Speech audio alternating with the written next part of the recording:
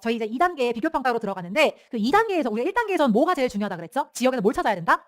핵심 가치를 찾아야 된다라고 말씀드렸어요. 2단계에서 제일 중요한 건 뭐냐면 공통점을 찾아서 묶는 거예요. 근데 이 묶는 것부터가 비교 평가의 시작인데 여기서부터가 고민이 되는 거예요. 경기도랑 서울을 묶어야 돼? 그다음에 평형을 묶어야 돼? 그다음에 뭐 가격을 묶어야 돼? 전고점을 묶어야 되나? 이러면서 각각 제각각으로 묶어요. 막 전고점 묶는 분들도 있고 제가 봤을 때 공통점이 하나도 없어요. 막 물어보신 단지가. 그럼 한번 물어봐요. 혹시 전고점으로 묶으셨어요? 그러면 이제 네 이렇게 얘기하시는 경우가 있거든요. 그래서 각각 제각각의 방법으로 비교 평가를 하다 보니까 그 이유 과정도 제각각이다라는 거 많이 느끼거든요. 그래서 뭔가 이 기본 비교 평가를 내가 숙지하고 그 다음 나만의 그런 프로세스를 정립하시는 단계가 아니라면은 일단 비교 평가를 처음 익숙하게 만드는 부분에 있어서는 이 공통점을 좀 통일화해서 이 공통점을 찾아서 묶고 그 공통점 아래에 우리가 배운 그 비교 평가 그 로직 있잖아요. 이거를 적용해 보시는 게 제일 좋아요. 저는 이거를 가르마를 탄다라고 표현합니다. 그래서 이거를 어디다 붙이고 저기다 붙여서 가르마 타가지고 이렇게 묶고 그 안에서 우리 우선순위를 비교하고 이런 그림을 보실 거예요. 근데 아마 여러분들께서 임장 보고서를 쓰신다던가 아니면 앞마당에 그래도 이 단계의 지역 간 비교 평가를 한다라는 건 아는 지역이 좀 쌓였다는 얘기잖아요. 그러니까 어느 정도 투자 공부를 하신 분들이실 거거든요. 이제 그러고 나면은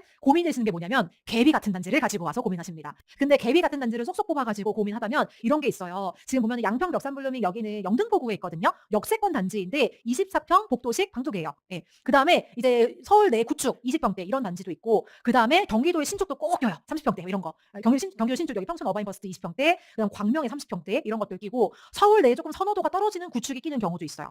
그리고 저기 외곽의 신도시에 있는 택지에 30평대도 끼는 경우가 있다 보니까 얘네가 지역도 달라. 그 다음에 뭐 연식도 달라. 구조나 뭐 평형도 달라. 그 다음에 매매가 전세가도 달라. 그러니까 이제 어느 분은 정고점 높은 거를 보시고 어느 분은 절대매가가 높은 거 보시고 어느 분은 신축 좋아하신다고 신축 찾아가시고 이렇게 해서 약간 제각각으로 결론이 나는 경우가 있어요.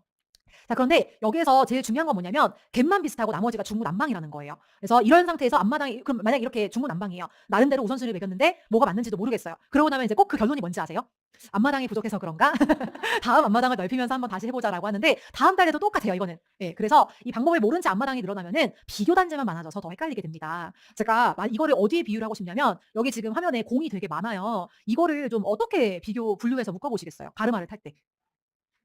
나름 공통점이 있는 것들끼리 예를 들어서 크기, 그다음에 뭐 모양이 야구공 모양인 거, 그다음에 색깔이 주황색인 거 이런 걸 다 모아가지고 크기 1등, 모양 1등, 색깔 1등 해서 얘네들을 비교를 하는 게 제일 좋거든요. 그러니까 아파트도 이런 식으로 묶어볼 거예요. 근데 우리가 아파트를 구성하는 요소를 계속 강조하는 게 가격과 가치로 나누어서 이야기하자라고 말씀드렸잖아요. 가격이 비슷하다면 가격은 여기 이제 파란색 박스에 있어요. 이 연두색 데이터 그 뭐죠? 그 배터리 모양 같은 요거는 이제 가치라고 정의를 해볼게요. 그러면은 가격이 다 비슷하다면은 가치가 제일 좋은 녀석이 좋은 거예요. 이론적으로는 그래요. 교과서 같은 얘기지만. 네, 그다음에 가치가 대동소이하게 비슷하다면 가격이 싼 게 좋은 거예요. 이거는 아는데 문제는 가격이 비슷한 걸 알아보기가 쉬워요. 가치가 비슷한 걸 알아보기가 쉬워요. 가격이 훨씬 알아보기가 쉬워요. 그래서 처음 숙달하는 과정에서는 얘를 먼저 고정을 해놓고 그 다음에 가치를 비교하는 게 훨씬 수월합니다. 예, 그래서 가치 분석하는 거를 이 앞단의 지역 내 비교 평가에서 보셨잖아요. 핵심 가치 이런 거. 그래서 우리는 이제 2단계에서는 가격을 고정을 해놓고 눈에 보이는 걸 고정하고 그 다음 나머지를 비교를 해볼게요. 자, 그러면은 이 6개의 중구난방 단지들을 좀 묶어볼게요. 어떻게 묶을까요? 가격을.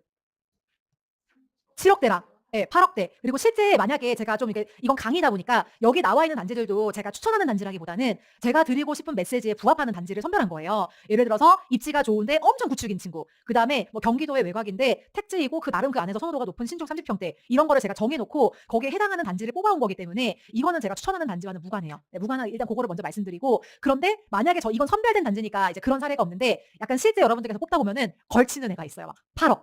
그럼 이거는 7억대에 넣어야 돼? 8억대에 넣어야 돼? 왜냐면 8억대 넣기에는 8억 8천 이렇게 있잖아요. 그 다음에 7억대에 넣기에는 이제 앞자리는 그나마 가격대는 비슷한데 아무튼 앞자리가 8자니까 막 이런 고민되는 8억 500 이거 어디다 껴야 돼? 이런 경우가 있을 수 있어요. 그렇게 중간에 낀 애는 이제 그때는 나머지 공통점이 많이 겹치는 친구들. 그러니까 예를 들어서 내가 8억짜리 아파트가 있는데 얘가 경기도예요. 그럼 경기도 애들이 많이 껴있는 그룹에다가 넣으시면 돼요. 왜냐면 걔는 깍두기 같은 거라 여기 넣어도 되고 저기 넣어도 되거든요. 그래서 중간에 끼인 단지는 그렇게 하시면 되는데 이거는 이제 강의용이라 이해를 쉽게 하기 위해서 만든 사례이기 때문에 딱딱 떨어지게 7억 8억 이렇게 갖고 왔어요. 그래서 여기는 7억대 요것들 먼저 보시도록 할게요.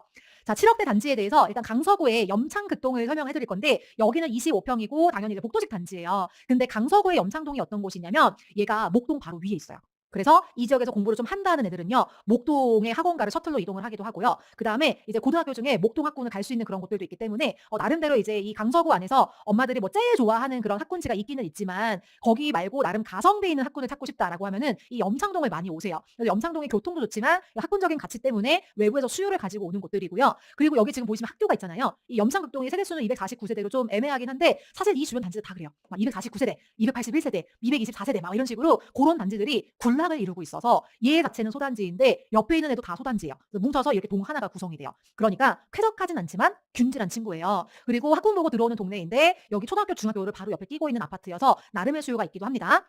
자, 그다음에 영등포 양평 벽사는요. 영등포 구에 있고요. 얘가 이제 5호선 라인 생활권에 있는데 그 영등포 구에 여의도가 있거든요. 여의도가 이렇게 있으면은 요게 이제 있으면 요게 영등포 구예요. 그러면은 요 여의도로 가는 이 5호선이 있는데 요 길목에 이렇게 양평동이 있어요. 그래서 요게 양평 벽산 아파트고 여기서 다리 하나 건너면은 여기가 어디냐면 오목교역이라고 해서 목동의 한가운데입니다. 예. 그래서 도보권으로 목동 상권을 이용할 수 있는 곳이기도 하고 이 양평역도 되게 가까워요. 제가 오늘 보여드릴 단지 중에 입지 가치와 위치는 가장 좋은 단지예요. 근데 치명적인 단점이 있죠. 연식이 1990년식이에요. 예. 그래서 조금 낡았는데 실제로 보시면 요 단지거든요. 그래서 그 연식에 비해서 엄청 그 낡은 건 아니고 좀 나름 연식치고는 동안이에요. 그래서 네, 그냥 1개 신도시 아파트들 정도로 보이거나 거기보다 조금 관리 상태가 낮기도 하고 좀 그래요. 여튼 그런 단지이고 여기 앞에 보이는 요거는 학교 담벼락이잖아요. 여기 이제 중고등학교가 붙어 있고 초등학교도 멀지 않고 역도 가까워요. 근데 여기는 약간 왼쪽 같은 경우는 전선이 막 얽혀 있지만 그래도 이 주변 아파트들이 모여 있다 그랬잖아요. 근데 여기는 약간 이제 이 양평동 자체가 원래는 주거 지역이 아니라 되게 소규모 철공소가 있었거나 아니면 업무지구로서 쓰던 그런 곳들이 있었거든요. 그래서 이제 조그마한 소단지들도 있고 그다음에 지식산업센터도 섞여 있어요. 그러니까 막 완전 택지 이런 느낌은 아니기는 해요. 그렇지만 어쨌든 위치와 입지가 좋은 곳이고 초중고도 붙어 있다라고 볼 수 있습니다. 자, 그다음에 이제 오른쪽으로 넘어가서 마지막으로 광명 브라운스톤이고요. 여기는 이제 32평이고 여기는 요 단지거든요. 여기 201동에 있는 요 단지가 브라운스톤인데 얘를 보시면은 옆에도 아파트, 저 뒤에도 아파트, 끝도 없이 아파트예요. 근데 여기는 광명이라서 위치적으로는 경기도에 있고 바깥에 있긴 하지만 일단 평형이 30평대이고 세대수도 이 앞에 있는 단지들보다는 많아요. 그리고 아파트가 밀집되어 있어서 여기는 나름 택지라는 인식이 있어요, 사람들이. 그래서 아마 우리가 생각하는 그냥 살기 좋은 곳, 아파트 밀집 지역에 가장 부합하는 곳이 요 오른쪽 광명 브라운스톤일 거예요. 제가 이 세 단지를 지도 위에서 보여드릴게요. 왜냐면 우리가 비교 평가할 때 기본적으로 가치를 알아야 되잖아요. 가치에 대해서 약간 제가 부동산 사장님처럼 이렇게 브리핑을 해드리는 거예요. 자, 염창극동이 여기 있어요. 그리고 얘는 9호선 염창역을 이용을 하는데 실제로 걸어갈 수도 있긴 합니다. 한 900m 정도 되거든요. 근데 여기 사실 사람들은 마을버스를 타고 이렇게 오기는 해요. 네, 그래서 걸어갈 수도 있고 마을버스도 있지만 보통 사람들은 버스 타고 다니죠. 예, 그 마을버스 한 두 정거장 구간 정도 되고요. 요 염창역은 9호선인데 급행이 서요. 급행을 탔을 때와 안 탔을 때가 강남 갈 때 20분 이상 차이가 나거든요. 예, 그래서 굉장히 차이가 크기 때문에 만약 급행 탄다는 기준으로 강남은 33분, 여의도는 7분, 엄청 장난 아니죠. 그다음에 시청은 23분 정도 걸려가지고 굉장히 교통이 괜찮고 뒤에 있는 다른 급행이 아닌 정차역보다는 급행역인 염창역을 사람들이 좋아합니다. 그래서 물리적으로는 여기는 요쪽 역이 가까울 수 있는데 사람들이 이렇게 와서 염창을 가요. 그리고 실제로 900m 정도 되고요. 그다음에 뒤에 있는 염창동 88%가 나름 이 염창동 생활권에서는 좀 좋아하는 학교이고 염창동 옆에 영경중도 있어요. 거기도 공부를 잘해가지고 좀 엄마들이 나름대로 가성비 학군으로 생각하는 곳이에요. 그다음에 양평벽산을 보면요.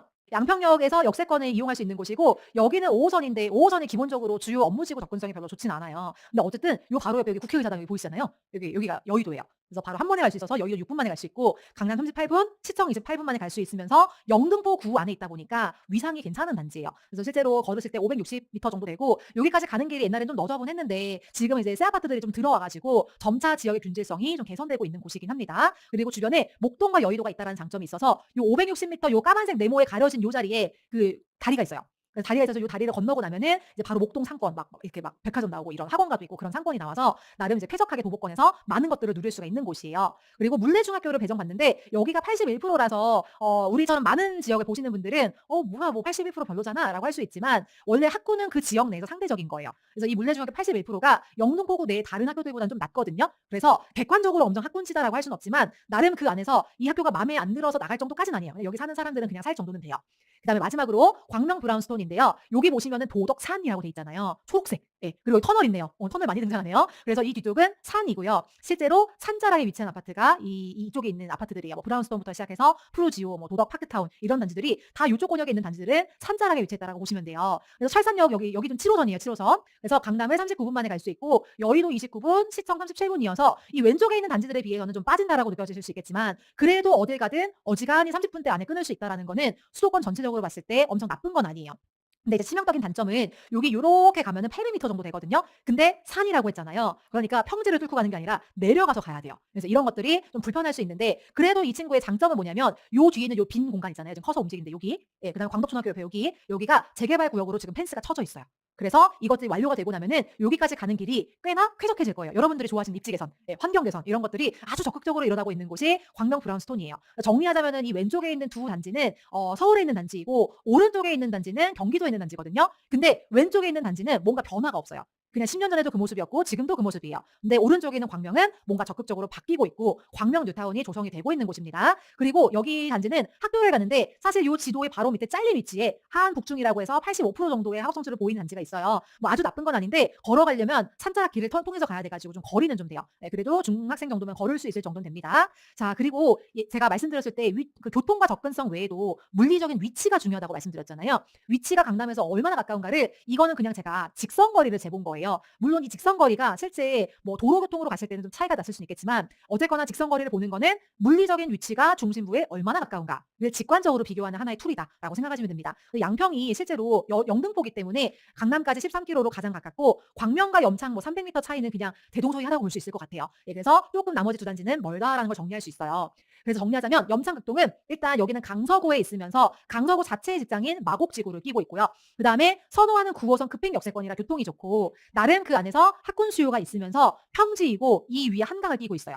근데 단점은 환경이에요. 균질하긴 한데 쾌적하진 않다고 말씀드렸어요. 소단지가 많아서. 그다음에 이 단지 자체는 멀세권이라는 게 단점이 되겠죠. 그다음에 영등포 양평벽사는 직장 여의도를 끼고 있으니까 직장은 더할 나위가 없죠. 그다음에 5호선 역세권이어서 교통도 좋아요. 평지에 있어요. 세 단지 중엔 가장 역세권이에요. 하지만 치명적인 단점이 연식. 그다음에 1990년식인데 구도도 복도식 방도계라는 거. 그다음에 주변 환경이 주거지라고 하기에는 약간 애매해요. 지산 이런 게 섞여 있어서. 그다음에 마지막으로 광명 브라운스톤은 이 광명 자체에 직장이 있지는 않지만 이 광명이 구로구 바로 옆에 있기 때문에 구로 디지털 단지, 가산 디지털 단지, 구디 가디를 근처에 갈 수 있다는 장점이 있어요. 그다음에 나름 교통이 나쁘지 않아요. 얘네 둘에 비하면 조금 못하긴 하지만 이 정도면 객관적으로 나쁜 수준은 아니에요. 수도권에서. 그다음에 제일 좋은 거는 균질한 거. 예, 그다음에 연식이 좋아요. 반면에 언덕이 있어요. 보통은 이 정도까지 분석하고 그다음 물음표 하실 거예요. 이 다음에 어떻게 해야 되지? 이렇게. 네, 장단점을 알겠는데 같이 분석했는데 그 다음은. 그래서 우리가 배운 게 우선순위를 매기는 거죠. 그래서 우리가 파악한 정보들을 이 템플릿 위에 한번 올려볼게요. 교통, 위치, 직장, 학군, 환경, 그 외 이렇게 우리가 지금 말로 해본 걸 정리를 한 거예요. 그 다음에 양평벽산과 브라운스톤까지 정리를 했어요. 자, 조금 전에 말한 거를 정리를 한 거라서 이건 읽진 않을게요. 자, 그러고 나면 우선순위를 매겨보는 겁니다. 자, 교통. 이 세 개 중에 어디가 제일 좋은 것 같으세요? 염장극동이 제일 낫기는 하죠. 왜냐면은 어쨌든 두루 뭐 이런 다른 단지들이 많이 걸리는 건 아니겠지만 얘가 제일 두루 가깝잖아요. 그쵸? 그다음에 위치는 어디가 제일 좋아요?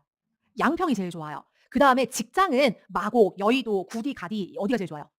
여의도 좋아요. 근데 얘 염창동도 여의도 7분 만에 가거든요. 그러면서 강서구 자체적으로 마곡도 끼고 있기 때문에 얘도 만만치 않게 괜찮은 것 같아요. 근데 이 뭐 브란스톤 광명도 물론 구디가디 근처에 있지만 직장의 레벨이 마곡은 막 R&D 센터 들어가고 막 각종 기업의 본사 들어가고 뭐 LG 기업 계열사들 다 들어가고 이렇게 대기업이고 연구개발 고소득 직종인데 반해서 구디가디는 조금 제조업 위주이거나 영세한 규모의 기업들이 많다 보니까 직장 자체의 선호도는 마곡이나 여의도가 훨씬 좋거든요. 그래서 왼쪽 두 개에다가 체크를 할게요. 자, 학군은 어디가 좋아요?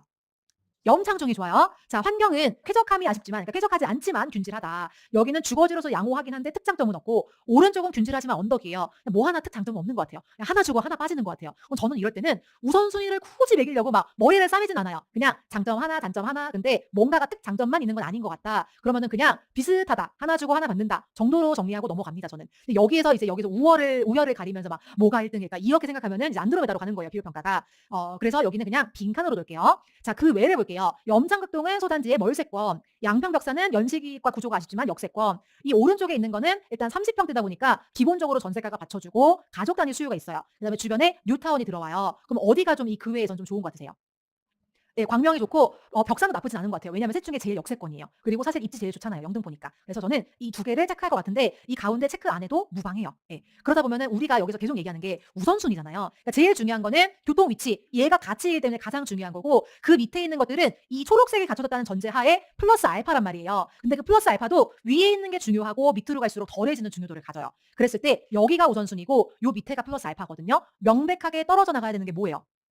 광명. 근데 여기서 이제 인지 부조화가 나오는 게 이런 거예요. 자, 정고점. 우리가 사랑하는 정고점을 붙여봤더니 광명이 항상 높았고 정고점도 제일 높아요. 그러니까 이게 고민이 되는 거예요. 왜냐면은 극동이나 이렇게 염창동이나 양평동은 정고점이 8억 3천으로 비슷해요. 근데 광명은 9억 1,500으로 정고점도 제일 높고 하락률도 제일 높은 거예요. 그러니까 이게 고민되는 거예요. 가치는 왼쪽에 있는 두 가지가 더 나아요. 얘가 우선순위 들어가는 것 중에 괜찮은 게 한 개도 없어요. 근데 정고점이 제일 높으니까 이제 우리 마음의 부조화가 되면서 이제 이때부터 나오는 질문이 정고점 높은 단지 해야 되나요? 그다음에 방도계는 하면 안 되나요? 이런 질문들이 나올 수 있는 거예요. 근데 왜 입지가 더 좋은데 정고점이 낮냐면요. 이게 평형 차이 때문이겠죠. 네, 그래서 영등포 양평벽산이 복도식 방두개고요. 브라운스톤이 계단식 방색 화장실 두 개예요. 그러면 제가 질문을 바꿔볼게요. 큰 평형이기만 하면 입지가 덜해도 괜찮아요? 그건 아니에요. 왜냐면 우리는 적어도 서울 아파트를 산다라고 하면은 10년의 관점에서 살 거고 이 10년의 관점에서는 가격은 가치를 따라가는 거란 말이에요. 그래서 우리가 비교 평가에서 정답을 찾으려고 하기보다는 내 상황에 맞는 물건이 뭔지를 고민해야 되는데 이 상황이 뭔지는 이 뒷단의 8억대 비교 평가를 한 다음에 보여드릴게요. 다만 이 단지들에 대해서는 저라면 어떤 선택할 것 같으세요? 저라면. 네, 저라면 서울이에요. 여기 두 단지. 정고점이 낮은데도요? 네, 정고점이 낮은데도요.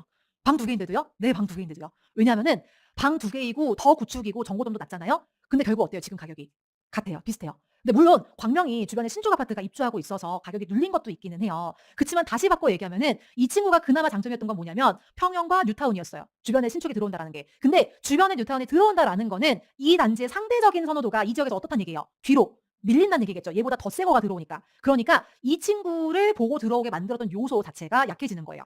실제로 보시면은 요거 아실 이거 한 칸에 2억이거든요. 예. 이 광명이 신축이었을 때는 이렇게 가격 차이가 났어요. 근데 이 1억 5천 거의 2억 가까이 차이가 나는 거를 이 상승률이 이렇게 따라잡았잖아요. 이 따라잡은 게 뭐예요? 입지 때문이에요. 근데 거의 비등비등하게 따라잡았지만 뚫지 못했죠. 근데 이 다음 사이클은 어떻게 될 것 같아요? 더 이상 신축이 아닌 광명은 이 입지가 좋은 구축에 의해서 역전될 가능성이 매우 커요. 그래서 저라면은 서울 수도권을 매수를 할 때는 뭐 중간에 팔면 안 돼요는 아니지만 기본적으로 10년 뒤를 바라보는 관점에서 매수를 할 거고 그렇게 10년 뒤를 바라봤을 때 이 브라운스톤이 지금은 거의 20년 차가 다 돼가는 단지거든요. 10년 뒤엔 30년 차가 다 돼갈 거예요. 그랬을 때 결국 건물 가치는 하락할 것이고 뭐만 남는다? 입지만 남는다. 그러니까 어떤 땅이냐만 남는 거예요. 그래서 그것만 봤을 때는 이것이 아주 초신축이라면 예외가 될 수 있어요. 아주 초신축이다라고 하면은 10년 뒤가 돼도 여전히 연식적인 장점을 유지할 수 있거든요. 한번 갈아탈 수 있겠죠. 하지만 이미 연식 가치를 잃은 경기도의 준신축이나 경기도의 구축 같은 경우는 아무리 정고점이 높다라고 해도 입지가 좋은 친구들하고 붙여봤을 때 어느 정도 한계가 드러날 수 있어요. 그거를 이 밑에 있는 이 파란색 빨간색이 이 사이클을 거치면서 정고점 어느 정도로 따라잡았는지에 따라서 보여주기도 한다라고 봐요. 제가 이거를 추가적으로 좀 말씀을 드리자면 지금 서부권역이니까 좀 서부권역의 좀 극단적인 예를 들어볼게요. 뭐가 있냐면 그 서울 요렇게 서울이 있고 요렇게 한강 있잖아요. 지금 우리가 봤던 강서구가 여기예요. 강서구가 요렇게 가장 끝에 있어요. 그다음에 여기 이제 광명이 있고 요 앞에 이제 영등포가 이렇게 있어요. 그래서 우리가 여기서 여기 단지 하나씩 가져온 거예요. 근데 이 강서구에서 제일 사람들이 안 좋아하는 동네가 있어요. 어디냐고 하면은 맞아요. 임장 열심히 하셨네요. 예. 방화동이라는 동네가 있어서 여기가 어디냐면 김포공항 바로 앞에 있는 동네예요. 예. 그리고 여기도 터널 앞에 있어요. 막 터널을 뚫고 나오면 이제 막 단지들이 있는데 그 단지들도 엄청 구축이에요. 그러니까 진짜 쾌적하지가 않거든요. 그리고 이 옆에 지금으로부터 30년 전에 신규 택지가 만들어진 데가 어디냐면 부천시가 있어요. 1기 신도시가. 그래서 이 방화동에 거의 한 15평에서 17평 되는 아파트 있죠. 그다음에 부천에 좀 지금은 더 이상 신축은 아니지만 준신축인 대단지 그러니까 뭐 한 15년 차, 20년 차 정도 되는 여전히 연식 가치는 유효하지만 더 이상 반짝반짝하진 않은 그런 정도 단지들 있잖아요. 그런 이제 30평대, 33평 이런 단지를 이제 붙여오잖아요. 나중에 혹시 이 두 지역이 앞마당이신 분들은 강의 잠깐 멈추고 아시를 한번 붙여보세요. 그러면은 얘는 과거에는 신축이었어요. 얘는 옛날도 구축, 지금도 구축이에요. 얘네 가격 차이가 거의 막 2억 가까이 차이가 나요. 2억 넘게 차이 나기도 하고. 근데 이거를 서울의 17평이 따라잡아요. 예. 근데 부천은 이 우리가 얘기한 광명이나 이런 것보다 땅의 가치가 약하잖아요. 그러니까 이게 역전되는 게 훨씬 드라마틱해요.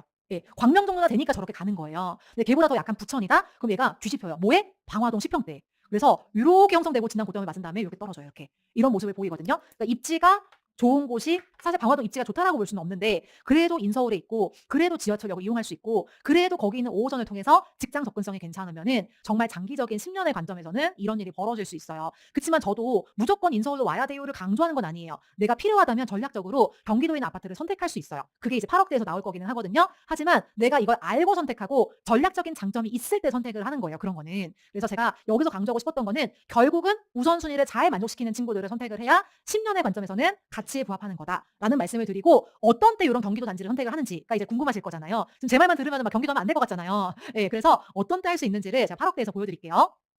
자, 이제 8억대로 갑니다. 8억대는 어디냐면 아마 좀 동대문 답심리 두산이나 평촌 어바인퍼스트 이런 거는 그 강의에서 많이 좀 들어본 적이 있는 단지이실 거예요. 특히 요 직전에 서투기 수강하시는 분들은 동대문이 나왔었기 때문에 답심리 두산이라는 단지 이름을 들어보셨을 거예요. 그치만 이제 처음 듣는 분도 계실 거고 좀 가물가물하실 수 있어서 제가 잠깐 이제 모시고 다니면서 브리핑을 해드릴게요. 자, 저랑 같이 이제 평촌에 오셨어요. 이 어바인퍼스트는요, 얘도 재개발된 아파트라서 요 오른쪽에 있는 단지가 어바인퍼스트거든요. 그리고 왼쪽은 이제 재개발 전에 원형을 유지를 하고 있어요. 그래서 오른쪽 보면은 우와 했다가 왼쪽 보면은 하고 이렇게 좀 이제 글적글적 하게 되는 그런 모습을 보입니다. 제가 이 단지 청약을 넣었어요.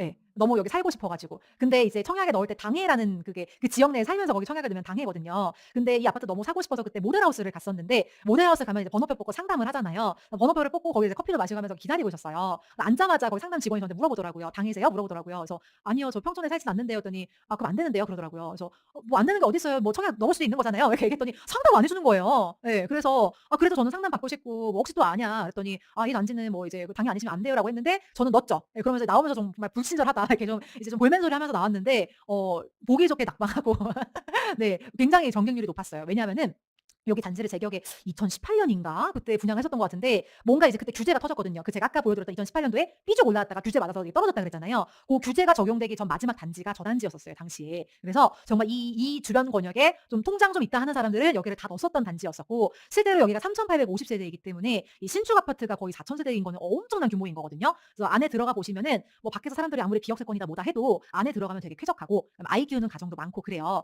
그래서 실제 여기 왼쪽에 있는 단지가 어바인버스트고 오른쪽에 있는 단지가 더샵 아이파크여서 제가 아까 말씀드린 그 향촌 롯데 그 평촌 남쪽의 학군지 구축의 가격을 못 미치는 신축이라고 이 단지도 되게 좋은 단지거든요. 예, 그런 모습을 보이는 단지들이 이쪽에 쭉 즐비해 있어요. 예, 그래서 실제로 이쪽이 사실은 비역세권이거든요. 제가 아까 나중에 지도도 보여드리겠지만 그렇지만 워낙에 그냥 세대수가 많은 단지들이 늘어져 있다 보니까 이 규모에 의해서 사람들이 선호도를 갖게 되는 측면이 있다라고 보실 수 있어요. 자, 그다음에 남양주 아마 이 단지는 강의에서 많이 접해 보신 적은 없으겠다는 생각은 들어서 일부러 찾아서 가지고 왔어요. 네, 한번 이제 좀 스페셜한 단지를 남양주에 다산 신도시라는 신도시가 있는데 이 남양주가 그 지금 서울 수도권에서 가장 전세가율이 붙은 곳 중에 하나거든요. 예, 근데 남양주는 굉장히 넓어서 임장하시는 분들이 되게 어려워해요. 왜냐면 여기 지금 보이는 것처럼 되게 신축 택지에 예쁜 다산도 남양주에 있지만 정말 저 후미진고 정말 여기가 촌인지 어딘지 모를 만큼 안쪽까지 들어가고 경의선 철컹철컹 지상철 타고 해서 들어가는 곳도 남양주예요. 그래서 보통 정말 3천만 원으로 투자할 수 있다, 뭐 4천만 원으로 투자할 수 있다 그런 단지 있어요. 남양주에 있는데 정말 저 촌으로 들어가야 되기 때문에 평균 전세가율은 높지만 실제 가보시면은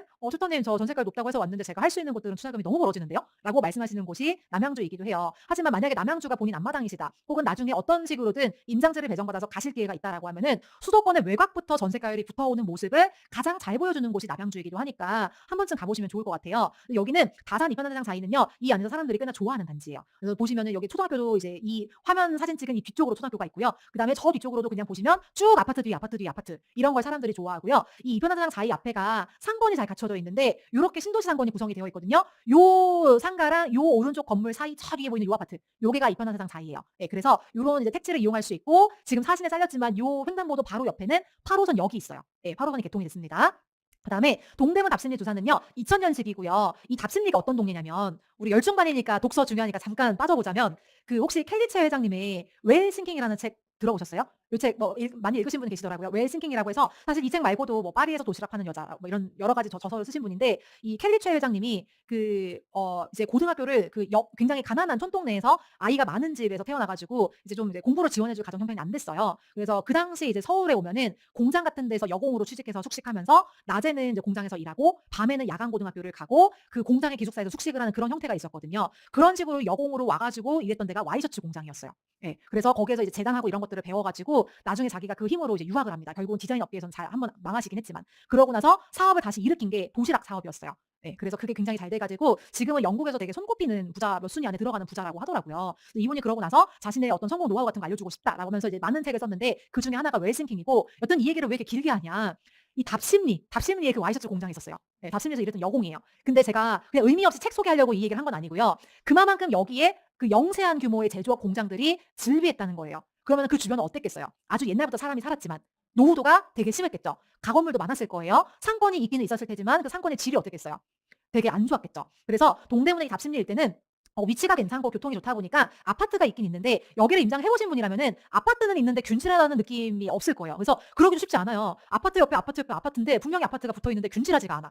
이 느낌이 뭐지? 라는 느낌을 받으실 수 있는 동네가 이 동네인데 그 이유는 이런 이제 빨간 벽돌 노후화된 빌라들 뚫고 가면은 있는 아파트가 요런 아파트예요. 그러니까 이 아파트가 두세 개가 모여 있다고 해서 여기가 균질하고 쾌적한 느낌이 잘 들지가 않는 거예요. 그다음에 실제로 여기에 그런 이제 공장들 이런 것들은 다 사라졌지만 지금 여전히 남아 있는 게 아주 작은 규모의 자동차 정비 센터들이 즐비해 있어요. 중고차 거리가 있어 있어가지고, 그 다음에 고미술품 거리가 있어가지고 아주 옛날 표구집, 화랑 이런 것들 있잖아요. 그 막 서해 이렇게 전시하는 곳들, 그런 것들이 쭉 나열돼 있어가지고 굉장히 좀 낡은 느낌을 주는 곳이기도 해요. 제가 약간 그 동네 분위기나 느낌까지 같이 설명을 드리려고 했는데, 이렇다 보니까 그냥 이 아파트가 이 가격 이하를 넘어서 어떤 정도의 그 위상과 느낌을 지니는 주거지인가, 그러니까 어느 정도는 조금은 그려지셨을 것 같아요. 자, 그러면은 비교 평가를 하기 전에 지도 위에서 한번 볼게요. 아까 말씀드린 어바인버스트가 요 아래 있고요. 요 노란 길이 굉장히 큰 고속도로, 그 고가도로예요. 그래서 범계역에서부터 무려 2km입니다. 예, 그리고 2km여서 여기 걸어가는 사람 아무도 없고요. 우리 말고는 없고요. 그다음에 여기 이 고가도로 때문에 단절성도 있어요. 다만 이 친구의 장점은 뭐냐면 평촌에 학원가가 굉장히 유명한데, 이 학원가가 일기 신도시 평촌 안에 있기 때문에 구축 택지예요. 그래서 이 학원가에서 가장 가깝다라고 하는 신축 중에 하나예요. 그래서 나는 연식은 포기 못해, 새 아파트에 쾌적하게 살고 싶어, 하지만 우리 아이는 학원을 보내야 되겠어라고 하는 사람들이 여기 살면서 이제 학원 라이딩을 하고 셔틀 타고 다니고 그렇게 합니다. 그리고 여기 단지는 초등학교는 바로 옆에 있고 호계중은 여기에 있는 학교를 가요. 근데 79% 이거는 이쪽에 신규 택지가 들어오기 전에 빌라촌 일대 형성된 그 학업 성수도 평가 결과고, 이 아파트들의 새 아파트가 들어온 뒤로는 학업 성수도 평가 결과를 측정을 안 했지만 지금은 좀 아이들이 많이 학업도 올라가고, 그리고 아파트 좀 비싼 아파트 사는 애들도 많이 들어와가지고 공부도 많이 신경 쓰는 분위기가 됐다고 해요. 그리고 이 이제 어바인버스트의 단점은 비역세권, 역에서 너무 멀다라고 하는 게 단점이었는데, 요 사거리를 뚫고 지금 인동선이 공사 중입니다. 그래서 이게 이제 완성이 되면은 이제 물론 이제 완공 시점 자꾸 밀리고 있어요. 예, 그렇지만 이제 공사가 완공이 되면은 여기서 전철을 타고 인덕원까지 가가지고 환승을 하는 그런 그림이 되실 거예요. 그다음에 두 번째로 남양주에 다산 이편한 세상 자이가 있는데 요 단지거든요. 근데 요 단지는 일단 역까지 거리도 400m고 평지고요. 그다음에 뒤에 현대 프리미엄 아울렛이 있어서 여기도 도보권이고, 그다음에 요 밑으로도 도보권이에요. 그래서 여기 다산역 8호선을 타면은 얘가 물리적으로는 좀 멀어서 거리가 좀 많이 걸려요. 잠실은 금방 가는데 강남 41분, 여의도 58분, 시청 51분 정도가 걸리기 때문에 상당히 멀죠. 우리 아까 경기도 광명 갔잖아요. 거기 웬만하면 30분대였잖아요. 근데 여기는 그런 거랑 관련 비교해 봤을 때 상당히 멀다라는 거를 보실 수 있을 겁니다. 그다음 오른쪽에 있는 동대문 답십리 두산이에요. 여기 주변에 있는 자글자글 이런 것들 다 빌라예요. 여기도 다 빌라예요. 그래서 거기 아파트가 있는 곳인데 나름 그 주변에 다른 아파트가 모여 있기는 해요. 그래서 여기까지 답십리역까지 한 800m 정도 걸어오면은 강남 28분, 여의도 29분, 시청 20분, 대략 20분대 안에 끊을 수 있어요. 그리고 전농중학교를 보내는데 아마 여기 있는 단지들 중에서 중학교가 제일 먼 학교일 거예요. 사실 이 그림에서 조금 위쪽으로 가야 전동중학교가 있거든요. 그래서 여기가 초등학교는 가깝지만 중학교를 이렇게 애들이 버스 타고 가야 되기 때문에 가는 길도 좋지 않고, 전동중학교가 나름 이 안에서는 상대적으로 선호하는 학교이긴 하지만 객관적으로 여기에 보내고 싶어서 막 다른 구에서 들어오고 이 정도는 아니에요. 그리고 물리적인 거리는 비교가 안 되게 답심리가 8.4km, 평촌이 15km, 다산이 17km예요. 이러니까 이제 고민이 될 수밖에 없죠. 왜냐면은 답심리를 하자니 쾌적하지 않고, 이 왼쪽에 있는 단지를 하자니 멀고, 이러니까 이제 고민이 되실 거예요. 정리하자면 평촌 어바인버스는 신축 대단지이고 학원과 인접했고 인동선 호재가 있지만 멀세권이다. 그 다음에 다산 이편한 세상 사이는 신축 대단지의 다산 신도시 환경에 얘가 역세권이고, 이 지역 안에서는 그래도 선호하는 단지예요. 나머지 두 단지는 해당 생활권 안에서는 제일 선호한다고 보기엔 조금 모자라거든요. 그리고 이제 단점은 위치랑 교통이 안 좋다. 그다음에 오른쪽에 있는 답심리 두산은요, 위치랑 교통은 제일 좋아요. 그렇지만 지형적으로 좀 언덕이고요. 환경이 균질하거나 쾌적성이 좀 떨어져요. 그래서 그런 것들이 좀 아쉽다라고 볼 수 있습니다. 그래서 이런 것들을 요 표 위에다가 제가 지금까지 말씀드린 거를 쭉 정리했어요. 자, 그럼 이제 뭐를 체크한다? 이제 무슨 순위? 우선순위를 체크해 보겠습니다. 좋아요. 자, 교통은 거의 뭐 압도적이죠. 어디가 제일 좋아요? 답심리 두산이 압도적이에요. 근데 만약에 이걸 보고 어바인버스트도 나쁘지 않은데요라고 생각하실 수는 있겠지만, 문제는 뭐냐면 얘는 역 이용하기까지, 그 역을 갔다라는 전제하에 이 시간이거든요. 근데 역 가기까지가 2km예요. 그러니까 거기까지 가는 시간을 포함하면은 다산보다 더 걸렸으면 더 걸렸지 덜 걸리지 않아요. 예, 버스 정거장이 4~5 정거장 되거든요. 단지 나와서 버스 타서 내려서 역 들어가면 못해도 15분이잖아요. 그거 생각하면은 거의 다산이랑 비슷하거나 그 이상이다라고 볼 수 있고요. 위치 또한 어디가 압도적이에요? 답심리가 압도적이에요. 직장은 어디가 압도적이에요? 답심리가 압도적이에요. 왜냐면은 어바인버스는 평촌이잖아요. 그러니까 강남권의 배후 주거지이긴 하거든요. 근데 강남은 아니고 강남권의 배후 주거지예요. 다산 이편한도 강남과 잠실권의 배후 주거지예요. 나머지는 너무 멀어. 막 여의도 58분, 이거 1시간 넘게 걸린다는 얘기잖아요. 근데 답심리 두산은요, 어딜 가든 웬만하면 30분 안에 끊을 것 같아요. 그래서 두루 가깝게 갈 수 있어요. 환승을 한 번씩 해야 되긴 하지만. 그래서 얘가 3대 업무지구를 두루 다 교집합으로 갈 수 있기 때문에 저는 이런 단지를 뭐라고 표현하냐면 수요의 교집합이 일어난다. 그러니까 시청 살아도 여기 가고 강남에 가도 여기 가고 여의도 출퇴근해도 여기 가는 거예요. 근데 우리가 왜 결혼했어요? 부부가 꼭 같은 데 직장에 있지 않잖아요. 한 명은 여의도, 한 명은 강남일 수 있잖아요. 그럼 둘 다 가기 편한 데를 주거지로 선택을 해야 되잖아요. 이런 게 수요의 교집합인데, 이 교집합이 많을수록 더 많은 수요를 흡수를 할 수가 있겠죠. 그래서 그게 장점이 되기 때문에 저는 일단 기본적으로 셋 다 베드타운이긴 하지만 이 오른쪽이 직장 수요를 흡수할 수 있는 폭이 훨씬 크다고 봐요. 그다음에 학구는 어디가 제일 좋아요? 예. 근데 얘가 좋다라고 하기는 얘도 이제 그 뒤로 많이 좋아졌고, 세범중 여기는 신설학교거든요. 그래서 이럴 때 막 머리 싸매고 고민해요, 안 해요? 안 해요. 그냥 비워놓는 거예요. 이럴 때는 그냥 대동소이하다. 잘 모르겠다. 여기가 좋아졌다는데 얼마나 좋아졌는지 모르겠다잖아요. 근데 분명한 거는 셋 다 학군으로 특장점이 있는 건 아니에요. 그냥 패스하는 거예요. 이럴 때는. 그다음에 환경 볼게요. 여기는 신축 대단지 쾌적하고 여기는 신도시인데 여기는 언덕의 균제적 쾌적성이 떨어져요. 그러면은 어디가 좋은 거예요? 왼쪽에 두 개가 좋죠. 그다음에 그 외에는 뭐 이런 것들이 있대요. 굳이 얘기하자면 답심리 두산은 앞으로 막 엄청 막 좋아질 게 없어요. 그냥 옛날에도 그 모습이고 앞으로도 그 모습일 거예요. 그냥 앞에 한두 단지 정도 더 들어오긴 했어요. 그 끝이에요. 더 없어요 이제. 그러니까 그냥 이제 뭔가 호재가 더 좋아질 여지가 있는 이런 것들. 아니면은 다산 이편은 그래도 그 안에선 선호 단지이기 때문에 뭔가 황금정이나 수요나 이런 것들이 좀 더 좋을 수 있겠죠. 선택을 했어요. 그러면은 이제 그 다음에는 무슨 순위를 매겨요? 우선순위를 매길 때 위에 있는 녀석일수록 우선순위가 높단 말이에요. 그럼 얘도 가치 차이가 압도적이죠. 어디가 더 좋아요? 답심리 두산이 더 좋아요. 그래서 정고점을 붙여보니까 평촌 어바인퍼스트도 물론 좋은 단지이고 사실 이 정도 투자금으로 볼 수 있는 괜찮은 단지거든요. 예, 그래서 이 단지를 누군가 투자한다라고 하면은 그래도 괜찮은 선택이다라고 좀 말씀드릴 것 같아요. 하지만 보니까 얘가 평형이 주는 한계 때문에 왜냐면 얘랑 얘는 캐릭터가 겹치잖아요. 경기도 신축이잖아요. 근데 왼쪽 단지는 25평이고 오른쪽 단지는 33평이잖아요. 그러니까 평형의 차이에 의해서 형성되는 전고점의 차이가 있어요. 다만 이거는 있어요. 이거 전고점 파악하실 때 좀 이제 헷갈리실 수 있는 건데 어바인퍼스트가 입주가 언제 했냐면 2021년에 입주를 했거든요.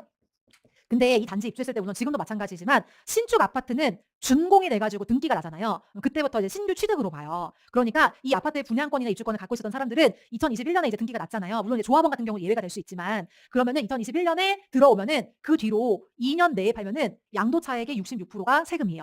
1년 내에 팔면은 77%가 세금이고, 그러니까 세율이 60% 70%인데 지방세 10% 붙어가지고 66% 77%예요. 그러면은 이 단지 21년도에 입주했는데 우리가 보통 전고점이라고 형성되는 시기가 21에서 22년이잖아요. 그러니까 이 아파트 들어오자마자 팔거나 아니면은 1년 있다가 파는 분들이 뭔가 정상적인 상황에서 파는 건 아니겠죠. 뭔가 이유가 있어서 판다라던가 아니면은 뭐 조금 다운 계약서를 썼다라던가 이런 뭔가가 있는 상태에서 거래가 됐을 거잖아요. 실제로 여기 막 이렇게 자글자글 이렇게 막 여기 빨간 점 찍힌 거는 분양권 시절이고 이게 입주를 한 다음부터는 점 몇 개 없어요. 그러니까 이런 단지는 실제로 2년이 넘어가지고 일반적으로 거래가 활발하게 이루어진 시기였다면은 전고점에 더 갈 수 있었던 단지이기는 해요. 실제 그 옆에 단지들은 전고점이 10억을 넘기기도 했고, 왜냐하면 평촌의 위상은 그만큼 가치가 있어요. 그렇긴 하지만 그런 걸 감안해도 평형의 차이가 주는 어느 정도 이제 가격의 차이가 있고, 지금 현재도 전세가 자체가 차이가 나잖아요. 어느 정도는. 예, 그렇기 때문에 이거를 넘어설 만큼 어바인퍼스트가 막 압도적으로 막 엄청 장점이 뛰어나다까지는 아니에요. 지금 보시면은. 그렇기 때문에 이제 경기도 신축 중에서는 다산이 낮기는 하지만 그래도 땅의 가치는 답심리 두산이 더 낮고, 물론 답심리 두산이 전고점은 더 낮아요. 하지만 요 정도 한 3, 4천 정도 차이는 제가 아까 광명 사례에서 말씀드렸듯 시간이 지나면은 반드시 역전될 거예요. 요 정도의 차이는. 그래서 가치는 답심리 두산이 좋아요. 그런데 제가 여기서 여기까지는 이해되셨어요? 그러면은 좀 제가 머리 좀 아프게 해드려도 돼요? 하나만 더 얘기할게요. 여기에서 그러면은 답심리 두산이 제일 가치가 좋네. 이거는 아니네. 아, 역시 경기도 신축 안 돼. 라고 하면서 답심리 두산을 1등으로 남기면은 약간 중하수예요. 하수는 아니고 중하수. 예. 왜냐면은 현실에서 투자할 때 여러분 생각해 보세요. 얘 2000년식이잖아요. 이거 제일 최저가면은 기본집일 거 아니에요. 수리해요, 안 해요? 수리해요. 30평대 수리하면 얼마 들어요? 기본 3천은 들어요. 그러면 지금도 투자금이 3억 2천인데 수리비 들면 어때요? 3억 5천이에요. 그다음에 서울이에요. 가격 뭐 금매 잡으면 깎일 수 있지만 엄청 깎기가 막 쉬운 시장은 아니에요. 막 2천만 원 이렇게 깎이지 않을 수도 있어요. 근데 남양주는요. 조금 이제 매수세가 담잠하고 가격 조정하면 깎이는 시장이거든요. 그래서 만약에 얘 기본집이고 수리를 하면은 한번 잘 들어보세요. 현장에서 내가 실제 투자자예요. 이런 것까지 생각해야 되잖아요. 만약에 답심리가 다산보다 가치가 높은 건 맞아요. 근데 여기가 매전차 3억 2천에 매전 차이 투자금, 그다음에 수리비 3천이 들어서 토탈 투자금이 3억 5천이 돼요. 그다음에 요 지역에 올해 하반기에 입주 있거든요.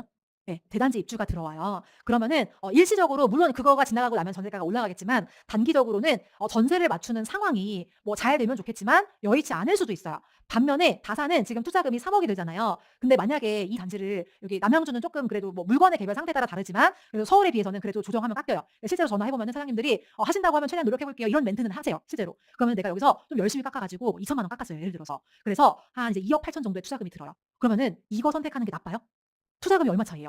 거의 6, 7천 차이가 나고 여기도 상황적으로 여의치 않잖아요. 그러면은 얘가 나쁜 건 아니거든요. 왜냐면은 어바인버스하고 기본적인 비교 평가를 했을 때 살아남은 단지잖아요. 그럼 얘가 이렇게 투자금이 적게 들어가고 그다음에 주변에 전세가 없고 얘 선호 단지잖아요. 이런 애들은 주변에 전세 나갈 때 먼저 나가요. 그런 세팅적인 장점도 있다라고 하면은 현저하게 얘가 같은 돈을 들이고 일부러 여기 가진 않을 것 같아요. 저라도. 하지만 투자금이 적게 들고 상황적으로 장점이 있다라고 하면은 이걸 투자를 하는 게 잘못된 선택은 아니에요. 그러니까 뭔가 상황적으로 메리트가 있다면. 근데 만약에 내가 투자금이 3억 초반밖에 안 돼요. 3억 5천 이거 하려면은 막 무리를 해야 돼요. 그러면은 내 투자금에 딱 떨어지게 요거 하는 것도 괜찮은 선택이에요. 그러니까 제가 비교 평가가 1등 뽑기가 아니라고 했잖아요. 정해진 정답은 없어요. 물론 가치는 답심리 투자이 좋고 제가 투자한데도 웬만하면 여기서 만들어 볼 것 같아요. 근데 그게 여의치 않았거나 투자금이 오바됐을 때 그다음 차선으로 넘어가는 것도 나쁜 선택은 아니에요. 왜냐하면 어쨌든 굉장히 싸게 15%싼 가격에 그 생활권의 대표 단지 투자하는 거잖아요. 그러니까 이게 나쁜 건 아니다. 그러니까 천혜라는 얘기가 아니에요.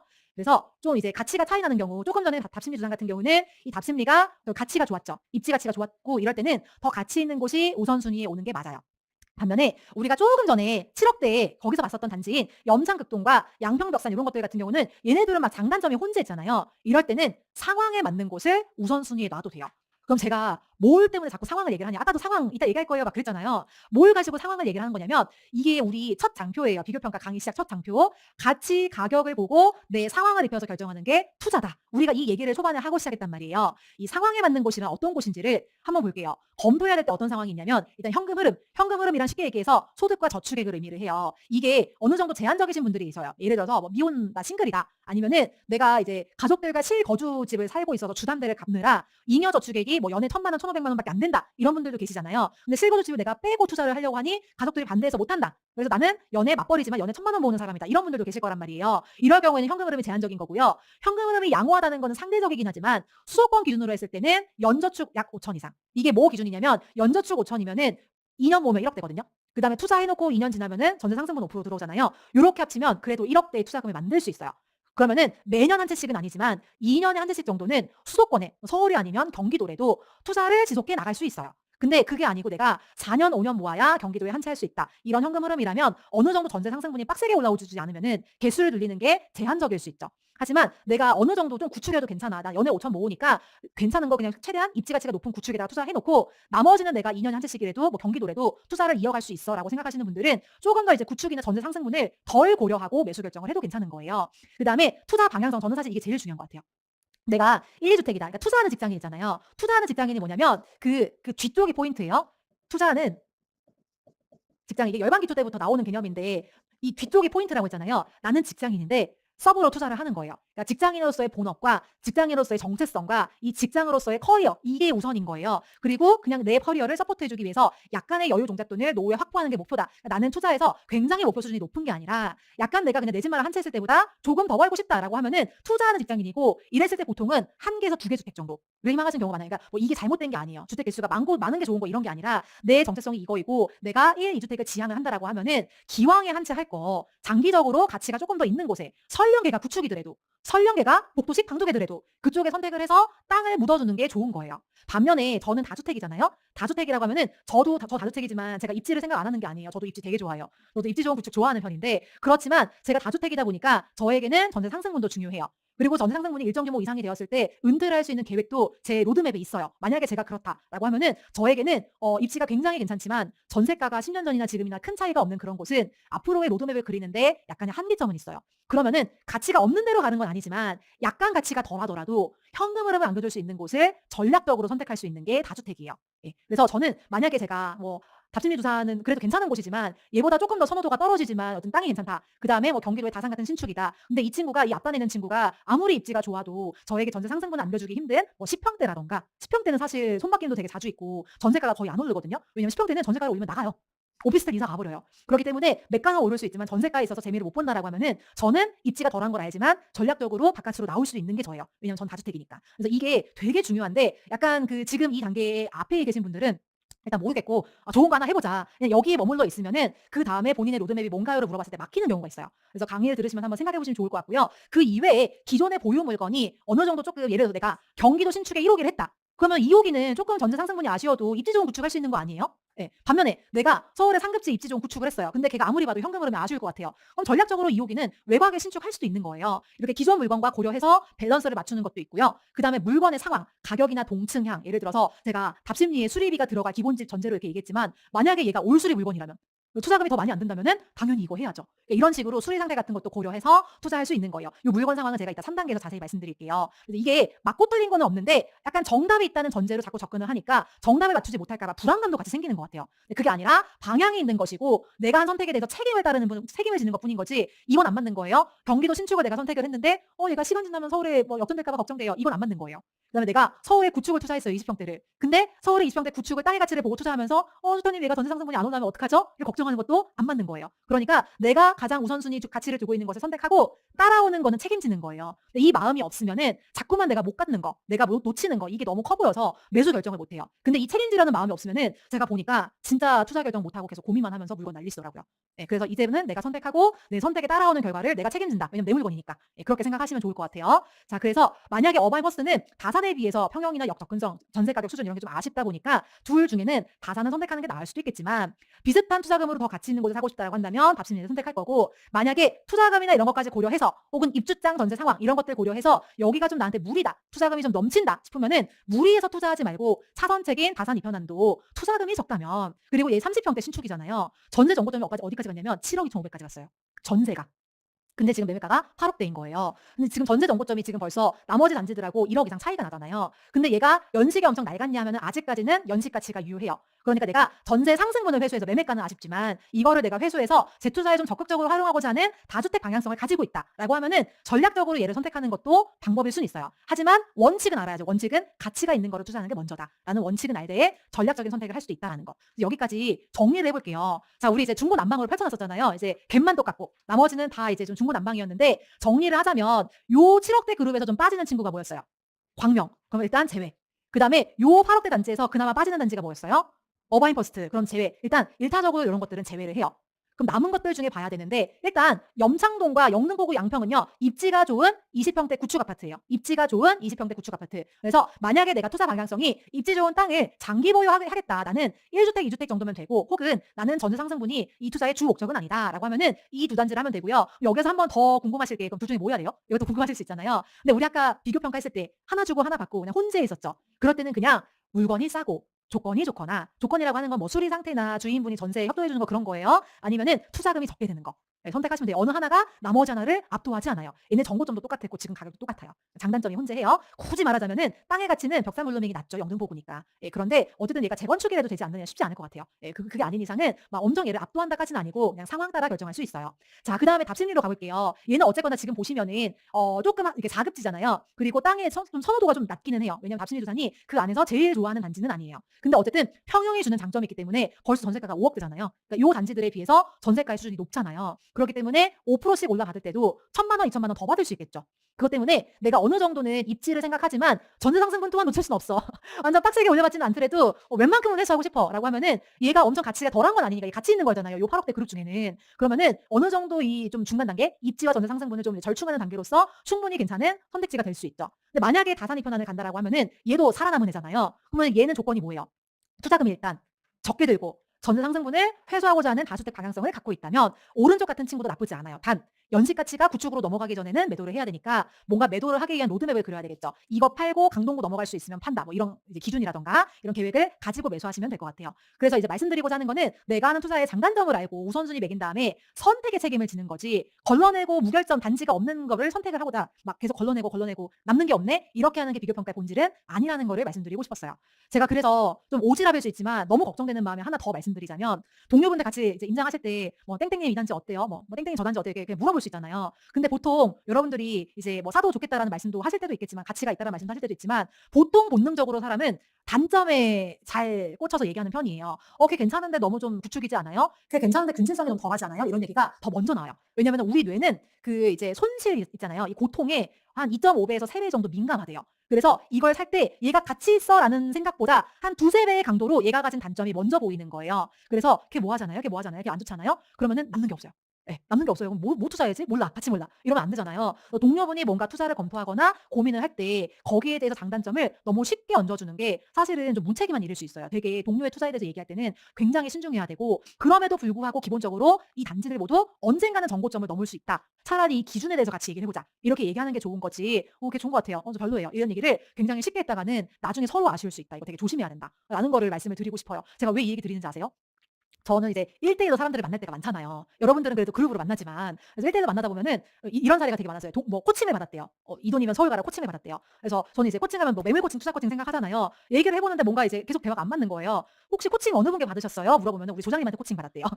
근데 여러분 이런 일이 저 되게 많아요. 네, 되게 많아요. 예, 그리고 동료들이 저한테 뭐 지방광역시 가라고 코칭해줬어요. 뭐 이렇게 얘기를 하는데 의도는 알죠. 이게 좀 도움이 되고 싶은 마음에 도와주려고 그 돈이면 서울 보는 게 어때라고 하는데 그 돈이면 서울 보는 게 어때? 지난 주말에도 얘기 들었어요. 그런 비슷한 얘기를. 근데 그 돈이면 서울 보는 게 어때인데 내가 갖고 있는 경기도 단지가 웬만한 서울 씹어먹는 단지일 수도 있는 거잖아요. 예, 그러면은 서울 경기 이걸 갈라치기 하면서 이거 좀 단점 있지 않아라고 얘기하는 게 어떻게 보면 동료가 돈 벌 수 있는 기회를 가치 있는 단지인데 돈 벌 수 있는 기회를 막아서는 걸 수도 있어요. 그래서 좀 사도 좋겠다 아니다 이런 이제 매수에 관련된 판단은 조금 굉장히 신중하게 얘기하셔야 되고 오히려 이런 기준에 대해서 같이 얘기해 보시는 게 훨씬 좋다라는 말씀을 드립니다. 자, 우리 비교평가에서 주의할 점은 제가 오늘 되게 많이 강조했어요. 지금은 행동하기 좋은 시장인데 이거 1등 뽑기 하다가 정답을 못 맞출까봐 못 사는 경험을 하면 안 된다. 물론 이제 아무거나 사라는 것도 아니에요. 아시죠? 예, 그렇지만 아파트 뽑기 게임이 아니에요. 우리 양평벽산이잖아요. 우리가 1990년식이다. 복도식 방두개다. 걱정했던 단지도요. 10년 동안 매매가가 5억 가까이가 올랐고요. 전세가가 1억 8,500이 올랐어요.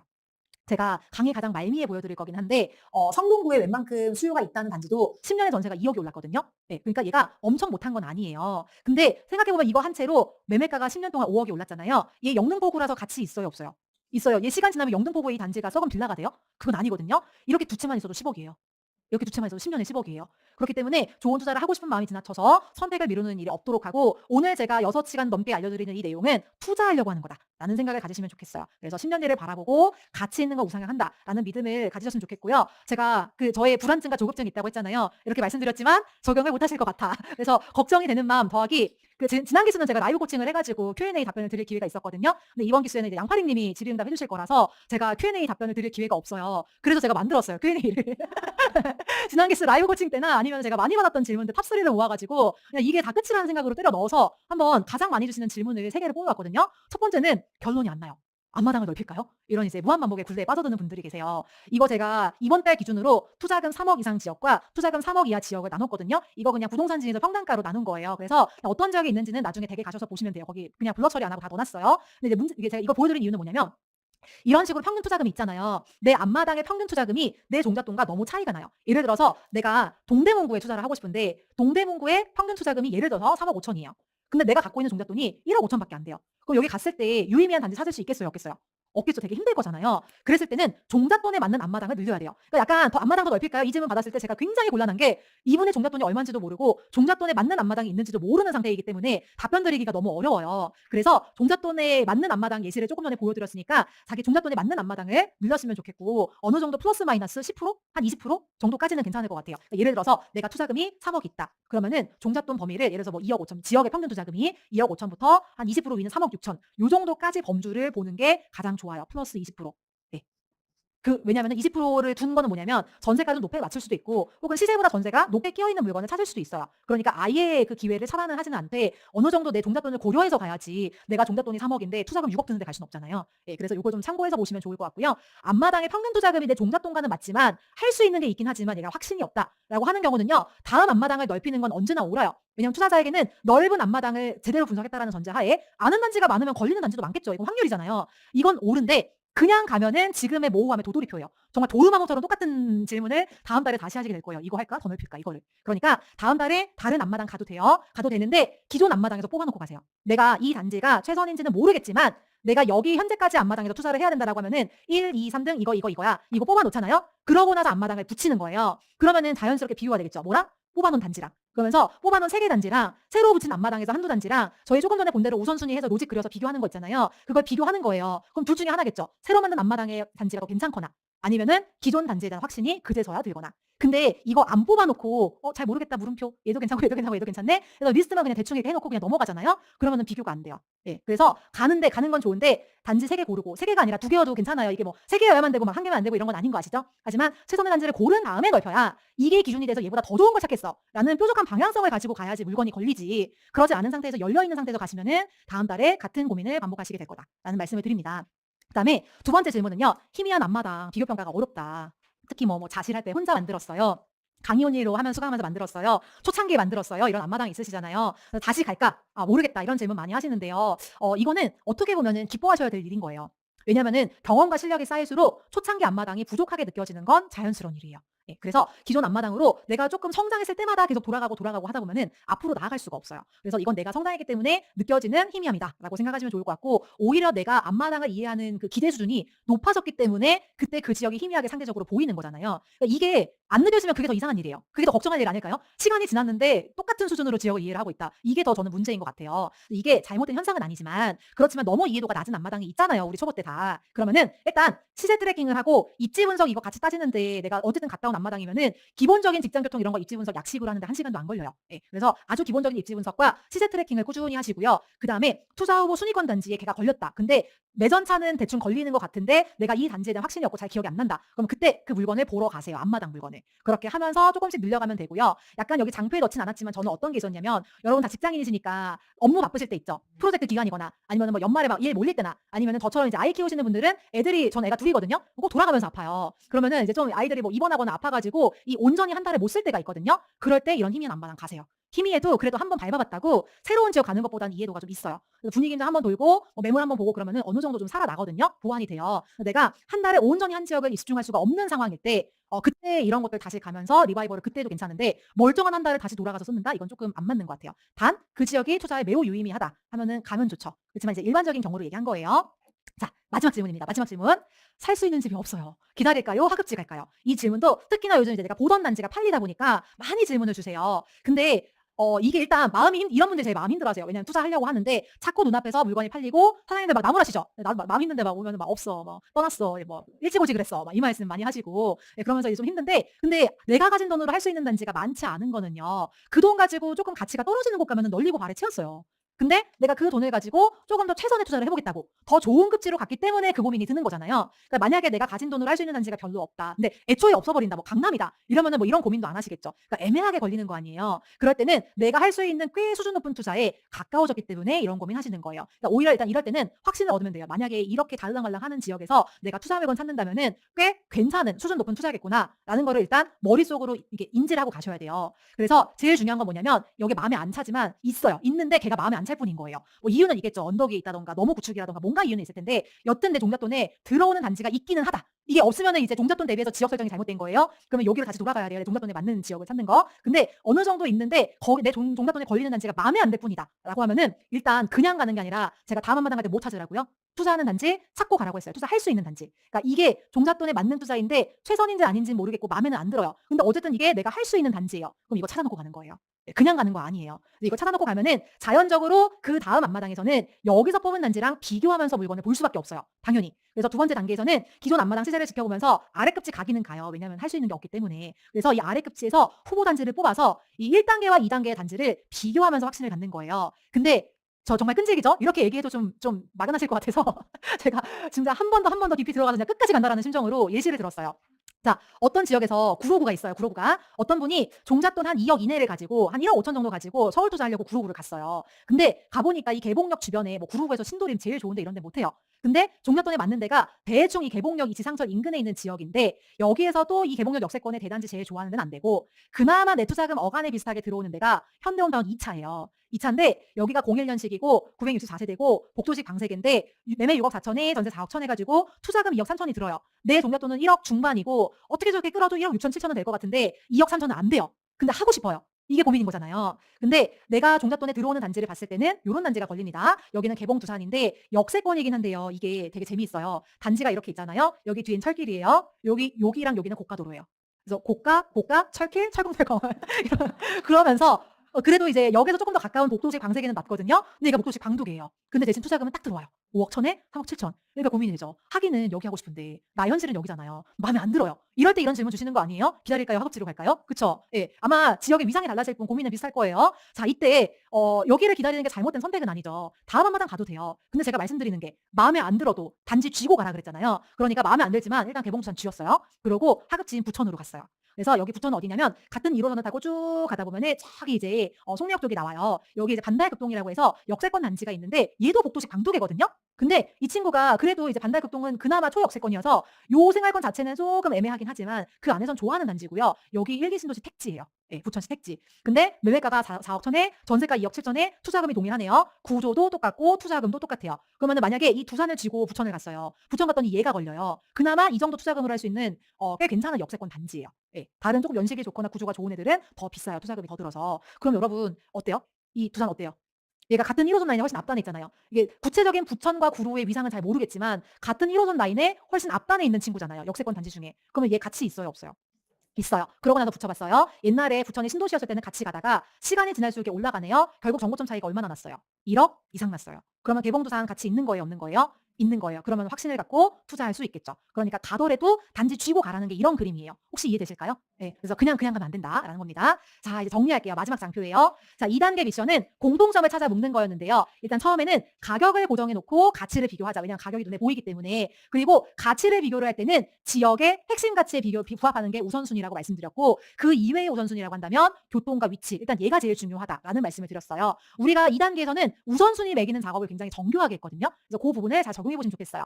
그 다음에 이 투자자의 상황도 본인 상황에 맞는 거 하세요. 뭐 본인 뭐에 맞는 거 하세요라고 얘기하는데 사실 그게 좀 모호했잖아요. 그래서 투자하는 직장인, 그 다음에 직장인 투자자 다주택 이런 거 말씀드렸었어요. 그래서 현금 흐름, 나의 현금 흐름과 투자 방향성과 개인의 물건 상황, 뭐 수리 상태 이런 것들, 내고 이런 것들, 그런 것들 내고가 얼마가 되는가 이런 것들을 고려해서 차선을 우선순위 매길 수 있겠다 말씀드렸고 마지막으로 세 번째 계속 강조드린 게 맞고 틀리는 정답이 있는 게 아니라 우선순위가 있고 그 다음에 내 선택에 맞는 행동이 있을 뿐이다 라는 말씀을 드렸고 책임지는 마음이 중요하다. 단점 없는 거 걸러내려고 하면은 아무것도 투자 못한다 라는 말씀 드렸습니다.